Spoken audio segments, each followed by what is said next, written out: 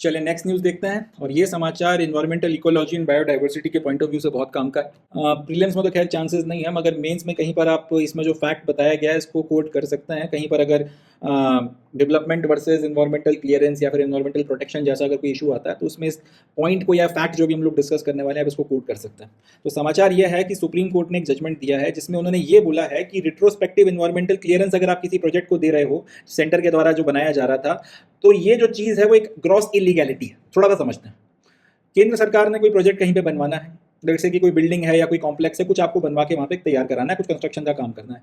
जिस इलाके में बनाना है वहाँ पर इस कंस्ट्रक्शन को शुरू करने के पहले आपको इन्वायरमेंटल क्लियरेंस लेना जरूरी था कि भाई आपका जो एक कंस्ट्रक्शन है इससे पर्यावरण को नुकसान हो रहा है या नहीं हो रहा, और अगर हो रहा है तो कितना नुकसान हो रहा है, वो जो नुकसान हो रहा है वो टॉलरेबल लिमिट में है या नहीं है, सारी चीज़ों को लेकर एक क्लियरेंस जो है लिया जाता है।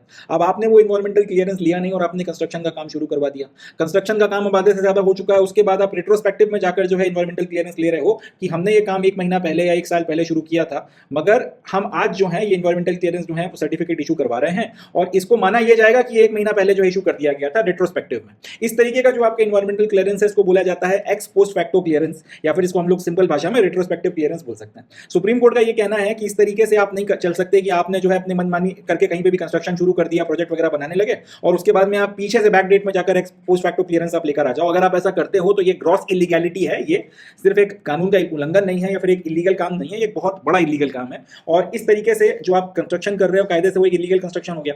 अब जो आपका इलीगल कंस्ट्रक्शन था, जो आपने इन्वायरमेंटल क्लियरेंस लिए बिना शुरू किया था, उसको आप ऐसे बैक डेट में रिट्रोस्पेक्टिव जाके इन्वायरमेंटल क्लियरेंस लाकर आप लीगलाइज नहीं कर सकते। बहुत इंपॉर्टेंट पॉइंट है कि कहीं पर भी आपने कोई कंस्ट्रक्शन शुरू कर दिया, कंस्ट्रक्शन आधे से ज्यादा हो गया, एक सर्टेन स्टेज पर है, अब जाकर आप इन्वायरमेंटल क्लियरेंस लेकर आ जाओ।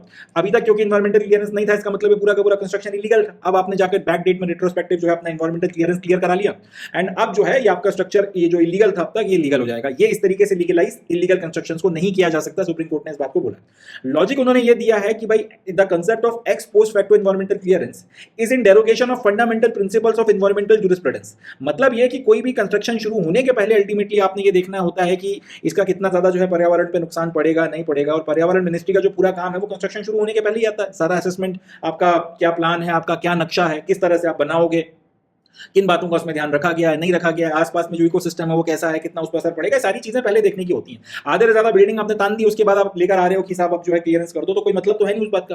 बिल्डिंग तोड़ी जाए ना तोड़ी जाए, दोनों कंडीशंस में जो इकोसिस्टम को नुकसान अगर होना है, पर्यावरण को जो नुकसान होना है वो तो हो चुका, उसका असेसमेंट हुआ ही नहीं था। अब ये सारी बातें करने का कोई मतलब नहीं है।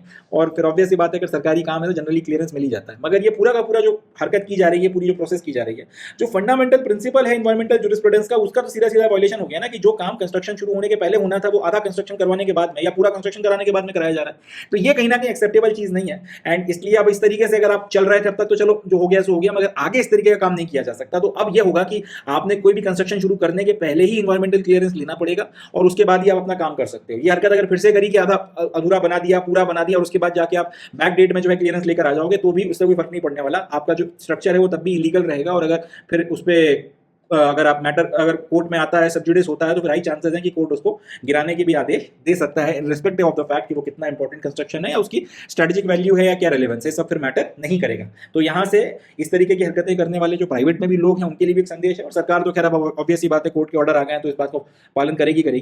तो ये जो है पूरा का पूरा एक मैटर निकल कर आता है।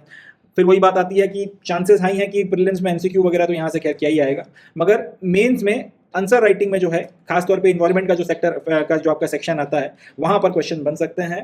वहाँ पर जो है किसी टॉपिक में आप इस पर्टिकुलर एग्जांपल को, सुप्रीम कोर्ट के इस फैसले को जो है आप कोट कर सकते हो और इससे आपका आंसर जो है ज़्यादा रेलेवेंट हो जाएगा। एग्जामिनर को पढ़कर जो है मज़ा आ जाएगा और हाई चांसेस हैं कि 2-3 मार्क्स वो आपको एक्स्ट्रा इसमें ज़रूर दे दे।